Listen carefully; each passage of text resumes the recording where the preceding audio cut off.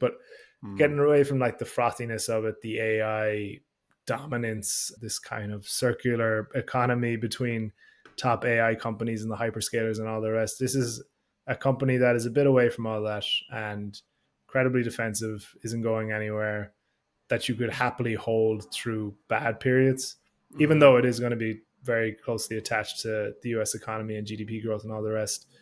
It is still like not going to go anywhere in the next 5, 10, 20 years.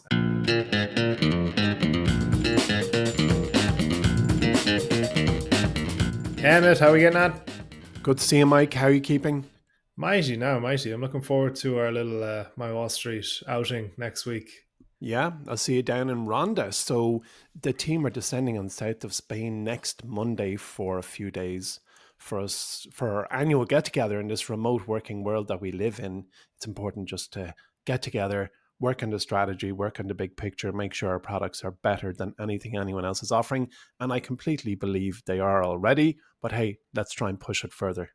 Yeah. I was looking up because I get into Malaga Airport way earlier than the rest of you. So I was looking up things to do in Malaga, and then the first, I think it's the second thing on TripAdvisor says, "Go visit Ronda." So I think we're doing all right there.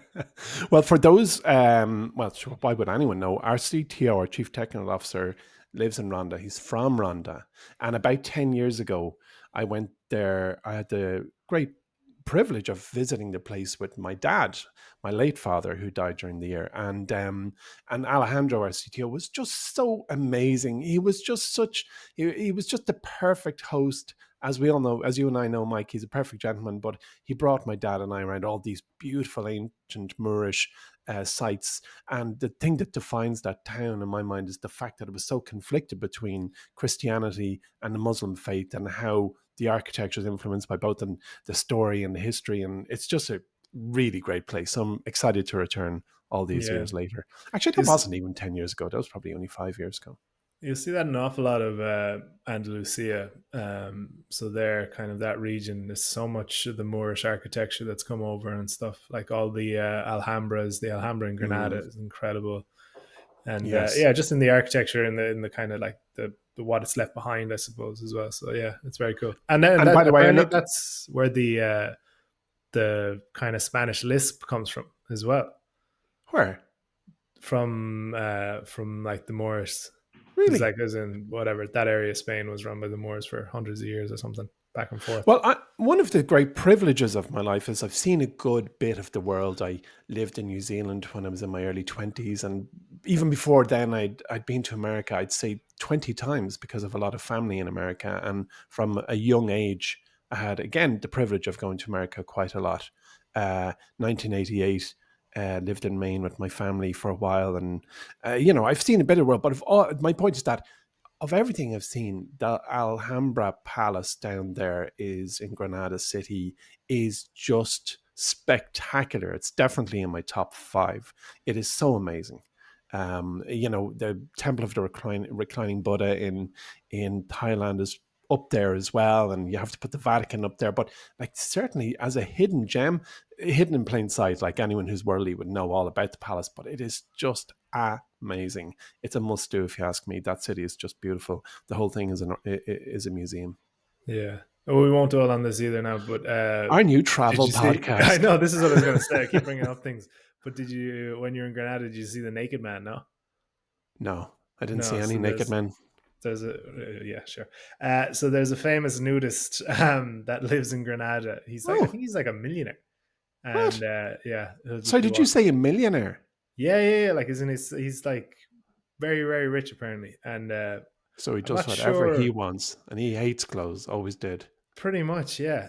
So he's like kind of like he's kind of like a famous. He's one of the sites is this naked fella traipsing around Granada. Well, I didn't see that site. There you go. To some of our listeners, that's in its own right worth a trip to Granada, but I'm going to give that one a miss. Yeah, we'll stick with the Alhambra for the PG ratings. Okay, where are we going today? You want to talk I a was little bit more about Horizon? Well, I was last night. I met one of Horizon's longtime members called Gareth. Hello, Gareth. If you listen to Stock Club, I didn't even ask you, and it was an eye opener for me because he brought to my attention the emotional journey that is stock investing, and it is huge. It brought me back to when John and I started the company first. We got a grant to spend with more or less any university in the world. So we went to a US university and asked them to conduct a proper analysis of why don't people invest in the stock market. It was absolutely fascinating. And it came back to me last night when I met Gareth. So there's a pile of reasons. There are two piles of reasons as to why people don't invest in the stock market.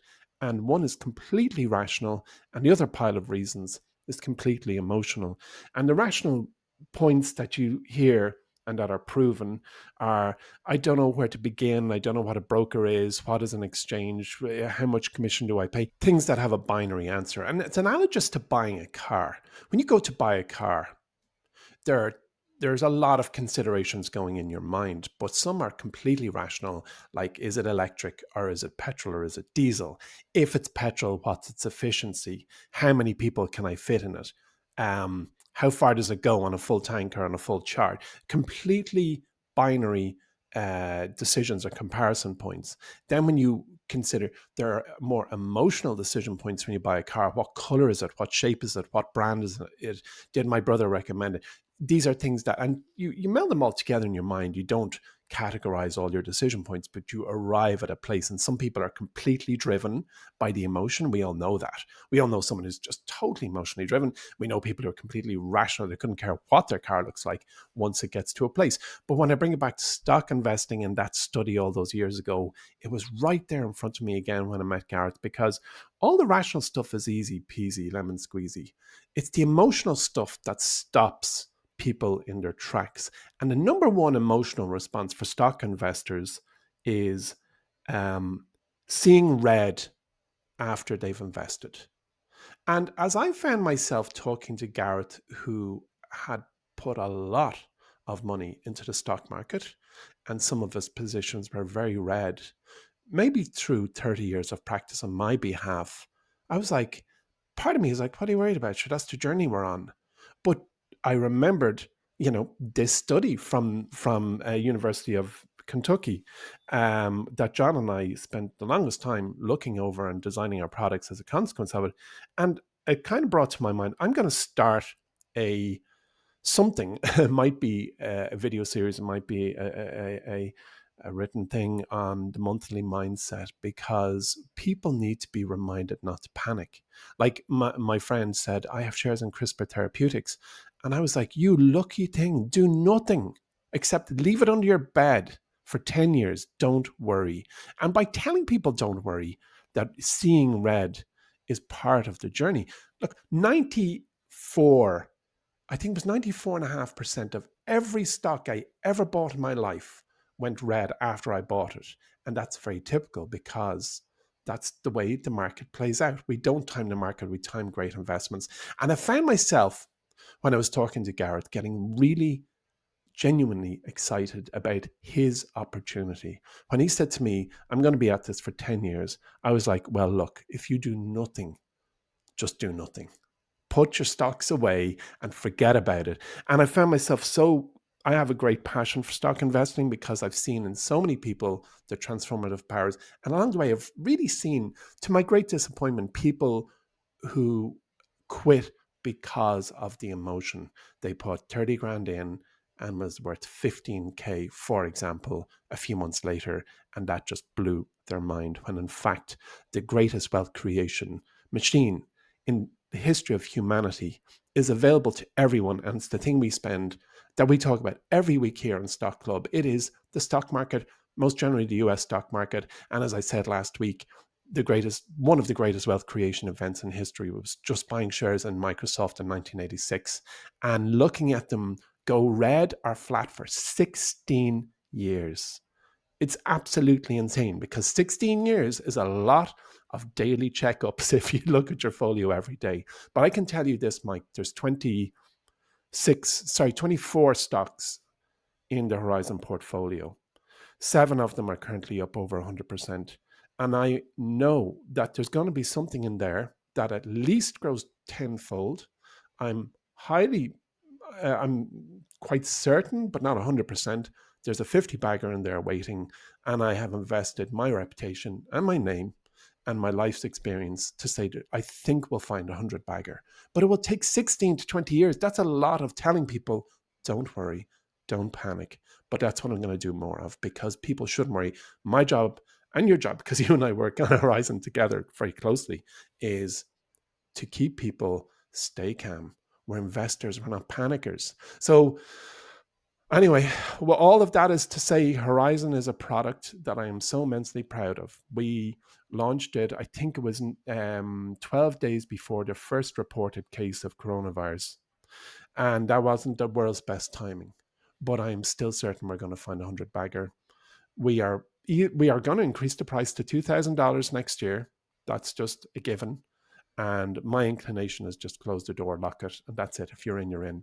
And that is not some kind of strange sales message. It's because I can see the direction we're going to bring my Wall Street, and I'll never quit Horizon. So all of that is to say, you can sign up now for $499. Drop an email to pod@mywallstreet.com. When it's gone, it's gone. It's great. And you've also exposed something as well that I think probably goes under the radar a bit, in that investing is such an individual endeavor. It is, yeah. And that opportunity to kind of allay your fears to someone else who might be more experienced, it doesn't come across a lot of people's desks that often. Do you know what I mean? That's So right. you kind of have this, like, your mind is your own worst enemy, in a sense of, like, you get into a bit of a pit of despair over X or Y, when all you needed was someone being like, oh yes, that happens all the time. Entirely. It's like going to a doctor, not... you know, with something, and the doctor, you have nothing to worry about. Once you hear those words from someone who's qualified and an expert, you suddenly, you relax into it and go, okay, look, fine. I'll just sit around. If there's anything that David Gardner, who I interviewed here in the podcast a few weeks ago, taught me over the years was, look, we're out to find businesses that are out to change the world. That's a rocky road. It's a zigzag. We just go along. And he did a study, and I subsequently did a study, that the best thing I could have ever done, and best thing he could have ever done, was never sell anything. Never sell anything. I've heard never that. sell anything. In other words, panic. But a lot of people sell in a panic, and that is inevitably the worst thing to do, because you are panicking along with everyone else, because something has come to light that a whole bunch of intelligent people are being paid a whole load of money to figure their way around inside that business that suddenly has done a cliff dive. Yeah, we'll move on after this point. But do you know that? So, like, they're talking about index investing, and like the biggest benefit of index investing is basically the passivity of it, and it'll rebalance for you. It'll get rid of losers. It'll add new winners. Yada yada yada.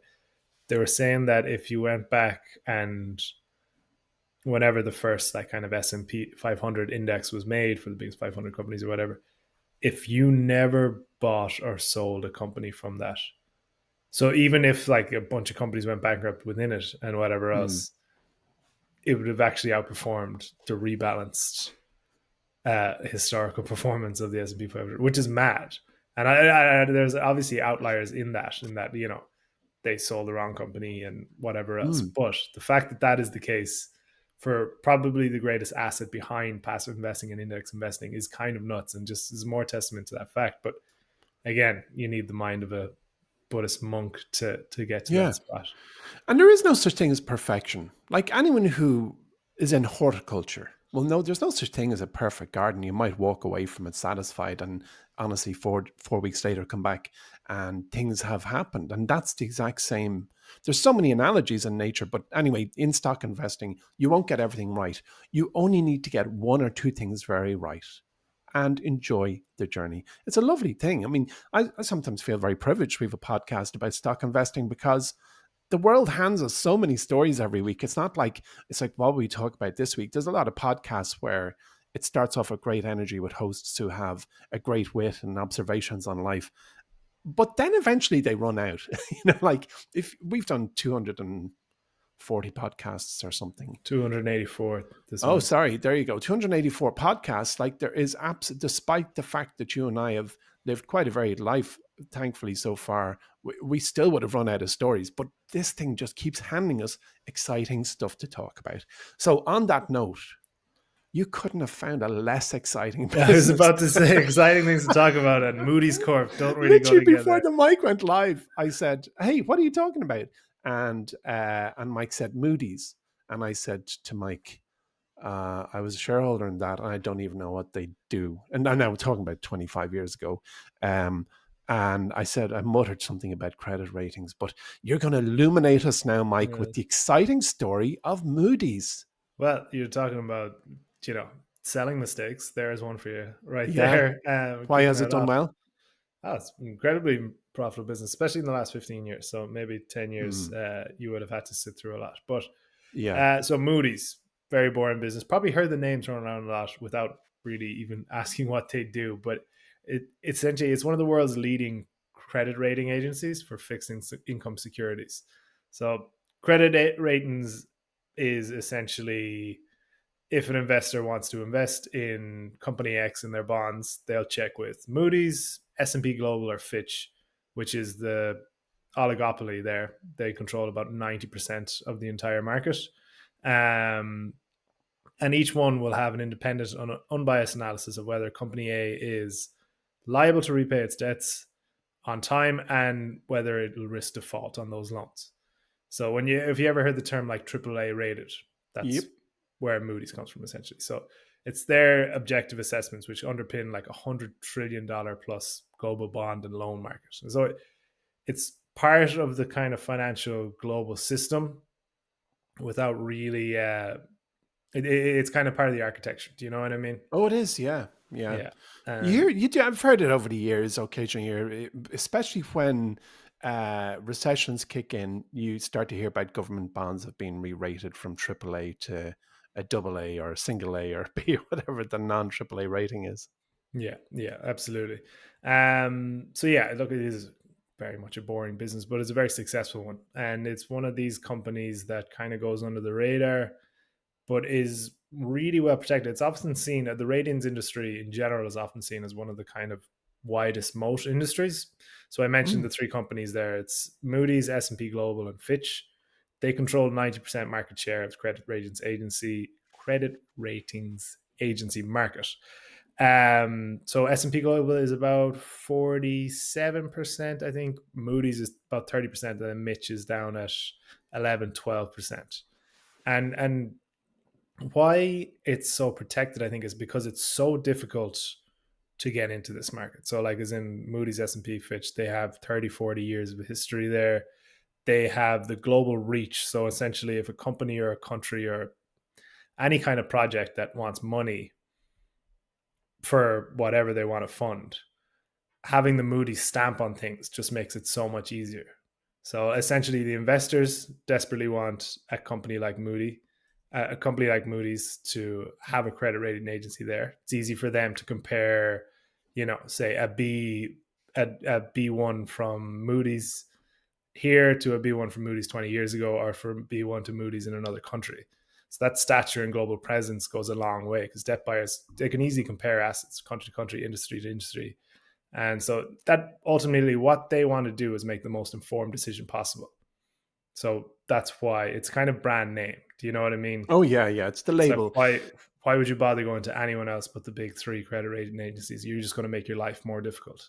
And I presume there's a slew of information out there that proves that their ratings play out better, so they can show that with 100 years of data, the triple A's outperformed the double A's, outperformed. You know what I mean? Like it's kind of like you would want to have past performance proof before you bank your company's future on a certain investment. Do you know? Very much so. And like as in investment managers and any kind of asset Mm, manager will seek out these credit agencies. But it mm, also goes the other way as well. But because of that, the bond issuers are also going to do the same. And it's actually shown that bond issuers, if they receive a rating from Moody's or S&P or Fitch, they can pay as much as 0.5% less in annual interest because of that. So it's this giant stamp of approval yeah, essentially. yeah, And the beauty of it is that like both sides of the deal rely so heavily on Moody's here. Do yeah. you know what I mean? So it's an incredibly strong business position to be in. Sorry, I'm talking about the ratings agency is Moody's for sure. It is actually only half of revenue, so we're going to go into Moody's analytics next. But there wouldn't be a Moody's Analytics without Moody's ratings agency, or Moody's Investor Service is what it's called.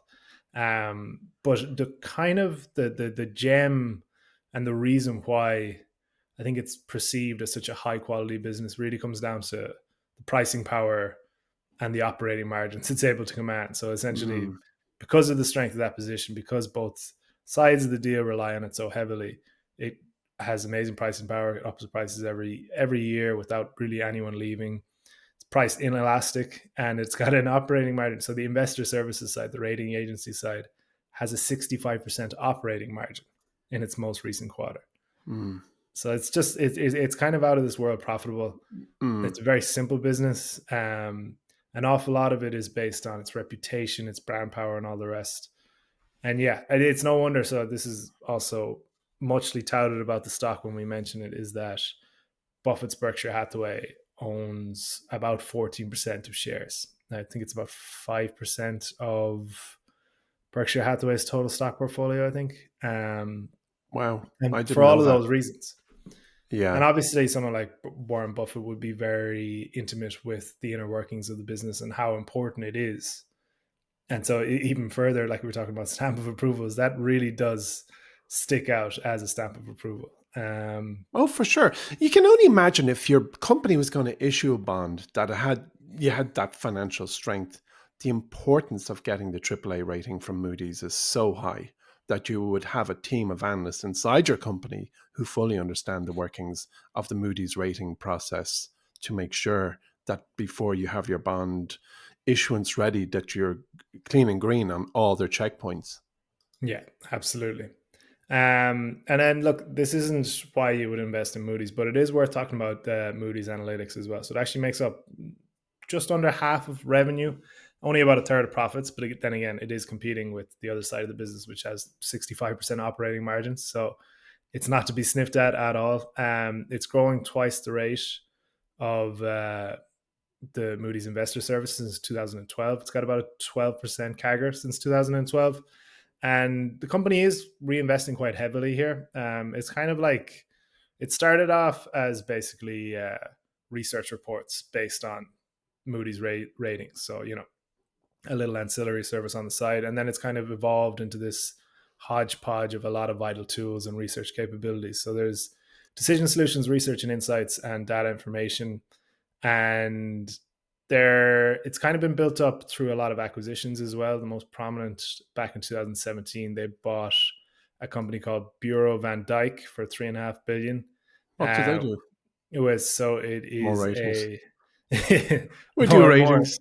more interesting. But it basically publishes it's a data provider that publishes information on private and public companies in Europe. But what is really interesting about the Moody's Analytics side of things is just the flat out figures. So it's got 96% recurring revenue, 93% client retention, 108% net revenue retention, and 34% operating margins. Like that jumps off the page. Any software company would be salivating over that. Oh yeah. And that is on the side. That's like, if that's if the rating agency is your stake, this is just the fries that come with it. So it's a really high quality business. There's a lot to like. There's incredibly high barriers to entry, and it just seems to be one of those boring ones off to the side. Not a lot of people talk about it. There might be Mm. some kind of Buffett nerds that get really, really involved, and it just seems to be doing everything right in terms of creating shareholder value. So since 2005, the company has reduced its total outstanding share count by about 40%. So if you were a shareholder, which you could have been since Yeah, 2005, and you own one share, that share would be worth that's incredible. 1.6 of those shares now. Do you know what I mean? Oh yeah. On top of that, consistently growing dividends. So very much a shareholders type of business, if that Mm. makes sense. Yeah. Yeah, we talked about the barriers to entry, brand recognition. There's actually regulatory requirements as well. So there's a thing called like a national recognized statistical rating organization, which is a designation from the SEC. But to get that, to be a nationally recognized rating agency, it means the rating agency needs to be recognized in the United States as an issuer of credible and reliable ratings by the predominant users of security markets. However, it's like basically a chicken and an egg situation, because to do that, to be seen as credible, you also need that national recognition. Do you know what I mean? So Mm. there's only three of them, that three big ones. I think since 2006, only 10 of these national rating designations have been issued. So that just shows, like, even from a regulatory standpoint, aside from all the brand power, the reputation, and everything else, even just from like a regulatory standpoint, how difficult it is to enter this market. And that's why Moody's is seen as such a kind of wide moat stock. Um, so yeah, there's a lot to like there. Like, it's Yeah. as Super boring. Very boring. boring as all F. It's not going to be a very interesting podcast topic to discuss. We're not talking about quantum We should computing or interlace it with AI what's the or most exciting stock in the world, like Rocket Labs or something. Like, yeah, we're gonna send a self-driving rocket to Mars. cars or sending Yeah, people to the moon. Exactly. But yeah. you just look at the chart of the last 15 years, you look at the margins, you look at what are the businesses doing and how protected it is and how defensive it is. And this could be a very strong stock to own, in my opinion. And then maybe if people are getting a bit worried, now it is expensive. I think it's always going to be expensive. These quality stocks Yeah, it always always are. was. Yeah. But Even its name is melancholy. Like, Moody's. It's like Moody. I'm feeling a bit moody today. It's honestly like there's such little razzmatazz. Is that the word razzmatazz? There's such little razzmatazz jazz hands on this stock. It's actually, you should have a health warning. We should have a Moody's rating on this podcast. Get triple B some. rated for boring, boring, boring. Yeah. No, But there's no, nothing wrong with don't. that. This is a Peter Lynch-esque stock. And To if the you want one to get person left listening, well done. You've got just unlocked a year's free trip to Dublin. for a lot of people though that are getting a bit concerned about, say, valuations, probably isn't appropriate considering it's up above 30 times earnings, but getting away from like the frothiness of it, the AI dominance, this kind of circular economy between top AI companies and the hyperscalers and all the rest. This is a company that is a bit away from all that and incredibly defensive, isn't going anywhere, that you could happily hold through bad periods, even though it is going to be very closely attached to the US economy and GDP growth and all the rest. It is still like not going to go anywhere in the next 5, 10, 20 years. So yeah, that's Moody's Corp. If you're a boring effer like me, you might enjoy that. But yeah.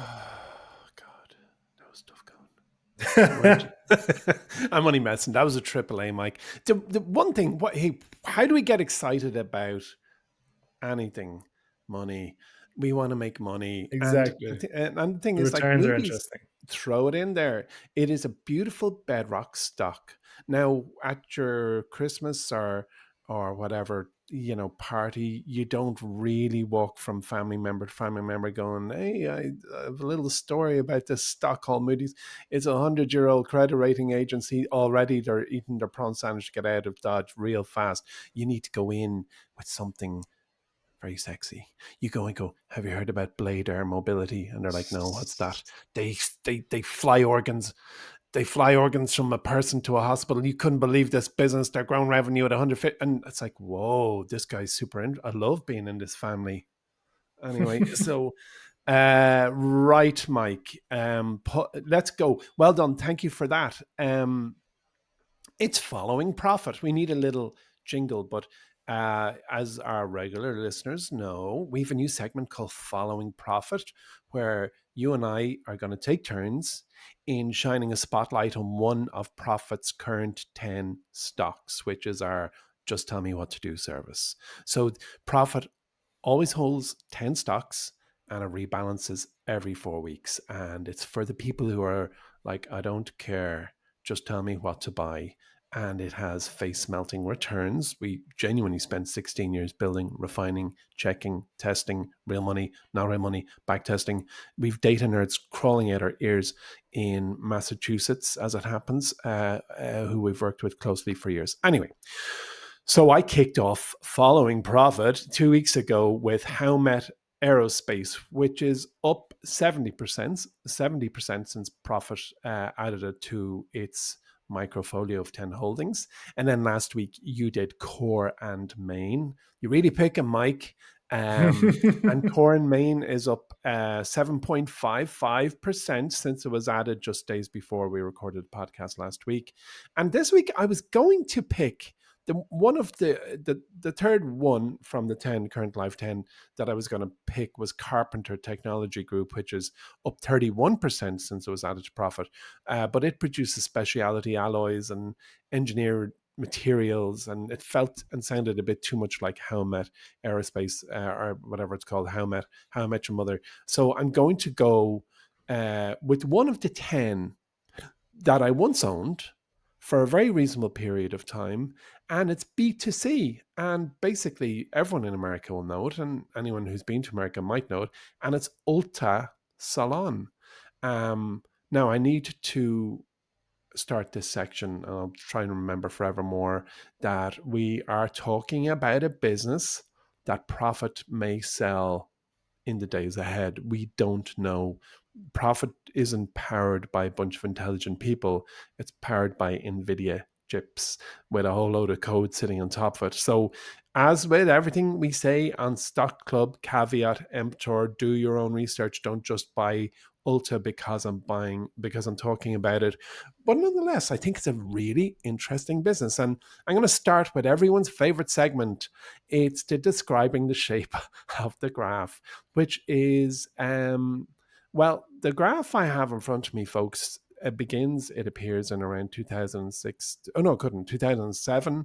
And it goes up, up, up, up, up, up, just constantly till around something like 2017. Then it fell a bit. Then went up, up, up, up, up, up to around 2023. Then it fell a bit. Then went up again to the other height and then down a bit and up. So it's like alligator's teeth over the last couple of years at the top. But when you look to cut to wide shot, it's up, up, up. It's a $23 billion chain of stores. So here's the boilerplate opener. Ulta Beauty, which used to be known as Ulta Salon Cosmetics and Fragrance when I owned shares in it way back when, was founded in 1990 by two guys, Richard George and Terry Hansen, and they were former Osco drug execs who figured that beauty retailing didn't need to be either super high-end department stores like going into Brown Thomas if you're in Ireland, or whatever the high-end ones are in America. Macy's high-end, I think it is, or low-end drug stores. So there was this kind of middle zone that that an in-betweeny opportunity, I suppose you'd say. So their idea was to create a single destination where customers could find prestige and mass market brands with in-store salons, and you could go in and get your hair done and your skin done and your brows done and your eyelashes done and walk out looking even better than when you walked in. It's a type of place where you and I would look so... The security guards would be watching us. Like if we walked in, they'd be like, what are they doing here? I was about to put that to you as well. The two of us talking about it here on the podcast. I'm sure we are their Hairy target face, market for sure. Celtic lumps. I mean, what are you, 6'4"? Yeah, And I'm 6'5" on a good day. 6', and I'm 6'10" in heels. I'm 6'2" and 6'5", 9 feet in stilts. Two hulking big Irish Celtic lads with hairy faces walking through Ulta Salon is not a good look. So no, we don't go there. But needless to say, despite our demographic walking past the front door and not even seeing it, the concept really took off. And by the time Ulta went public in 2007, it had already carved out this position as the only major US retailer spanning the entire beauty price spectrum under one roof. And what I have observed just through life is that you can spend whatever you want on cosmetic-y stuff. And there's entry-level brands and then there's super high-end brands. And before I dive in, I'll say one thing. For a brand that's concerned with beauty and style, its IR presentation, its investor relations presentation, it's like a 5-year-old did it. Now, but so what? I mean, Yeah, it's grown to I one. found that's not a prohibitive fact at all. Sometimes No, it's actually a good thing. The less they yeah, care. that's correct. I mean, they've grown to 1,500 locations across the United States from a handful of early stores in the early days. And, so you can use whatever typography you like. You can actually get your 5-year-old to do it and color it in once the growth continues. But let me, while I'm on the subject, summarize the latest IR deck, investor relations deck. And for our listeners, it's dead handy when you want to get the latest story pictures and coloring in from a stock you're interested in. As you type it in, the name of the business, Ulta space IR, investor relations, Ulta IR, into Google, and bing, the first website you'll see. Virtually every listed business has its own dedicated investor relations website, and you can generally, not always, but generally download a recent enough deck, which is how the management want to explain their business, not to be confused with how every analyst wants to be explained to. But anyway, it's their opportunity. And when you look through it, the latest, when you do get a picture of a mature business, but it still has some growth left in it. And it's what Peter Lynch in his famous book, One Up on Wall Street, would have called a stalwart. So comparable sales for Ulta, which is the key metric for a business, a B2C business, consumer, Yeah, especially retail stores. especially retail and restaurants, is comps. So you hear the word comps, comparative same store growth. Is that how it comes? How you describe Same store sales. same store Yeah, sales? Thank you. Yes, I know. I always get tongue twisted on that. So you could look at a restaurant group and say, wow, revenue grew fivefold in the last year, only to realize they grew their restaurant count by 12x, and then all of a sudden it doesn't sound as good. What you want to know is that particular shop on Main Street or restaurant, how did it grow? So comps is the yeah. number we look for, and comps is, And that's like the flywheel for a lot of these kind yeah, of chains is, are you able to meaningfully grow store count while also growing same store sales, yeah, or restaurant, I'm not sure exactly the restaurant, but comps in general. And yeah, so if you have those two together, that is like an absolute snowball going downhill. It's like the secret to 100%. success behind, say, Chipotle, Yeah. behind any of these chains that grow rapidly. If you have those two firing together, you're in a great position. I'm going to be pitching a stock, not the next one I do in Horizon, but this calendar year. I want to do a few B2Cs, and I have a brand everyone knows that I'll be pitching at the end of November. And I think the one I'll do after is exactly what you described. Its comps are growing and its store count has tons of run rate, and it's opening like mad. But anyway, back to Ulta. Its comps rose 3.1% year over year, which, you wouldn't get hyper excited about, but at least it's up. And that's thanks to skincare and fragrance and prestige cosmetics, whatever that is. I have no idea. And earnings per share grew 9% to $5.78, and it raised full year guidance to about $12 billion in revenue, and reckoned that by the end of this year, the comps, it would come in between 2.5% and 3.5%, which is quite a wide band, really, when you're talking about those percentages. And it's the same old that seeing these type of companies when you look at the IR deck, and especially when I looked at their pillar. But the story gets more interesting, folks. Don't abandon us yet.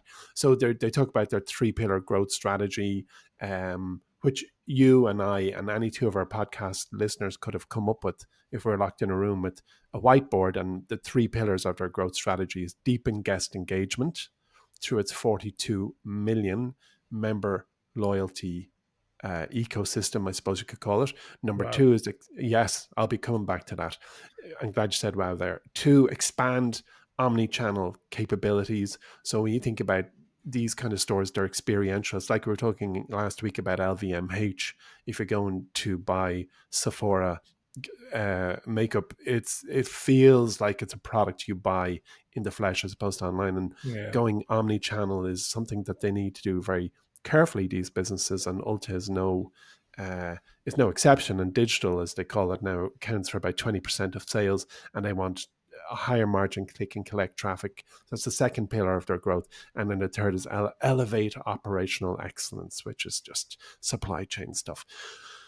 And as I said, without being cynical, it's what you'd expect. But there's a lot behind that one you said, wow, for 42 million member loyalty program. And that's what I immediately think of when I hear about Ulta.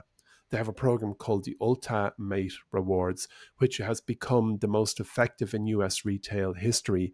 And by extension, you can assume the entire world. And that membership base provides Ulta with a ton of rich consumer data for an unbelievable engine for targeted promotions. You have 42 million people who've told you who they are and what they like and what they buy and what they're out to achieve. You can absolutely put a laser pointer on the products that they need. So that in no small way has contributed to consistently strong same store sales growth, tongue twister, over the past decade. And even as the broader retail sector has really come under pressure, they've managed to keep their comps positive. So kudos to them for that. But I can't mention, whenever I hear the word Ulta, or whenever I encounter it in a screener or in the stock market, two things bring to mind. Number one is that loyalty program that is 42 million people deep and arguably the most successful in history. And the other is Mary Dillon. Now, Mary Dillon was the architect of Ulta's modern success story. She's one of the greatest business people in the world, and it was she who transformed it from a niche chain into this really strong, dominant force that's known by more or less anyone who lives in a city in America. And she became the CEO in July 2013, which is circa around the time that I invested in. Just coincidental. I'd heard about her, but it wasn't that I invested because Mary Dillon had gone in. And at that time, Ulta was kind of still a mall brand, which is, I suppose, a second tier brand in America. If you go through malls, they're in every mall. And she had come from background in McDonald's and PepsiCo, and a couple of other companies, US Cellular, I think was one. And she brought this operational discipline, but above that, brand storytelling, which is a real skill. And she completely revolutionized and redefined Ulta's position. And let me just tell you what happened in that company while she was CEO, before I tell you where she's CEO now, which is worth a look in its own right. So she had an 8-year tenure from 2013 to 2021. Revenue tripled, more or less, from 2.7 billion to 8.6 billion. Earnings per share increased fivefold. Store count doubled and went over 1,200 locations, again, all in the US, as far as I know. And the stock went up more than 400%, making Ulta one of the top performing consumer stocks of the decade. Now, while her biggest strategic move was in sharpening Ulta's all things beauty, all in one place positioning, she was the one that built this ultimate rewards juggernaut that now drives 90% of sales. So we hear there's 42 million members. That's pretty cool. She came up with this. It drives $9 out of $10 that come into the register are a consequence of that. And I challenge any listener to think of a mainstream brand that has done anything like that. Now, the plot thickens. There's more to this story. She also forged a relationship in 2021 with Target. And Target is a great big everything shop. I don't know how you describe it. I was over in Colorado about a year and a half or 2 years ago, and I was with my cousins. We were there for a family event. There was a bereavement, and my cousins, I was the driver. I'd rented a car, a nice big car, and my cousins were banging the door down on morning one. We're going to Target. I was like, why? What? I don't want to go. You have to go. You're the driver. So we went to Target, and it's just like Willy Wonka's chocolate factory for everything, really. But she had forged this Target partnership and brought these mini Ulta boutiques into Target stores, which immediately widened the reach and introduced the brand to younger, I presume, and more diverse shoppers. Alas, that partnership is concluding in 2026. And before I talk about that for 1 minute, I want to say that Dillon, she stood down as CEO in 2021 and handed the leadership to a guy called Dave Kimball, who was Ulta's longtime president. And then this year changed hands again to Keisha Steelman in 2025. And she stayed on as executive chair until Dillon stayed on as executive chair till 2022. But now she's the CEO of Foot Locker, where she's currently leading another turnaround, and that's one to watch.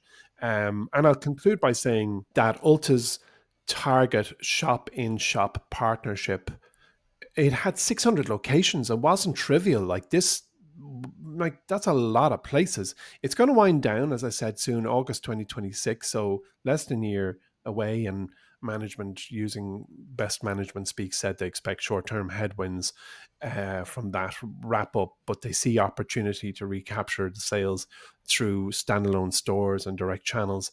But longer term growth from Ulta is going to come from about 50 to 60 new store openings per year, which is not insignificant. I mean, that's like one per state, US state per year.